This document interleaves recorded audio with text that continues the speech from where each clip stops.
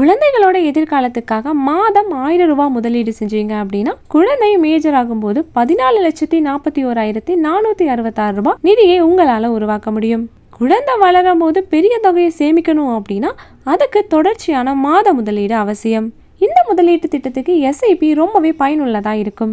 குழந்தை பிறந்த உடனேயே SIP-ய தொடங்கணும். பங்கு சந்தையோட இணைக்கப்பட்டிருக்கிறதால SIP-ல சந்தை அபாயங்கள், இடர்கள் இதெல்லாமே இருந்தாலும் கூட நீண்ட கால SIP பார்த்தீங்கன்னா உங்களுக்கு எந்த திட்டத்திலுமே இல்லாத அளவுக்கு அதிகமான வருமானத்தை தரும். மியூச்சுவல் ஃபண்டுகளில் முதலீடு செஞ்சீங்க அப்படின்னா SIP-களோட சராசரி வருமானம் 12% இருக்கும் அப்படின்னு நிபுணர்கள் சொல்றாங்க. சில நேரங்களில் இதை விட அதிகமாக கூட இருக்கலாம்.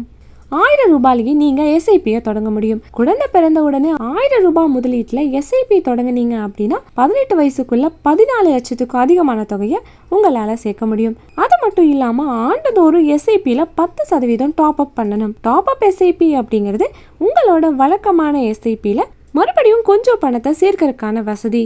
நீங்க ஒவ்வொரு வருஷமே முதலீட்டு தொகையில 10% அதிகரிக்கணும். குழந்தை பிறந்த உடனே ஒரு மாதத்துக்கு அப்புறமா 1000 ரூபாயை SIP தொடங்குனீங்க அப்படின்னா முதல் வருஷம் முழுவதுமே நீங்க 1000 ரூபாய் டெபாசிட் பண்ணீங்கனாலே போதும். 2வது வருஷத்துல 1000ல 10%, அதாவது 100 ரூபாயை அதிகரிச்சு 2வது வருஷம் ஃபுல்லாவே மாதந்தோறும் நீங்க 1100 ரூபாயை சேமிக்கணும். 3வது வருஷத்துல 1100ல 10% அப்படின்னா 110 ரூபாய். இந்த பணத்தையும் சேர்த்து 1210 ரூபாயா அதிகரிக்கும். இதே மாதிரி ஒவ்வொரு வருஷமுமே ஏற்கனவே இருக்க தொகையில 10% சேர்த்து முதலீட்டை அதிகரிக்கணும்.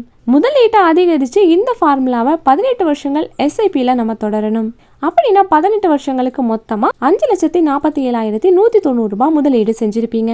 முதலீட்டுக்கு 12% வட்டி அப்படிங்கிற விதத்துல 8,94,276 ரூபாய் கிடைக்கும். 18 வருஷங்கள் கழிச்சு உங்களுக்கு SIP-ல இருந்து முதிர்வு தொகையா 14,41,466 ரூபாய் கிடைக்கும். இந்த தொகை பாத்தீங்கன்னா உங்களோட குழந்தைகள் வளர்ந்த நிலையில குழந்தையோட தேவையான செலவுகளுக்கு உதவியா இருக்கும்.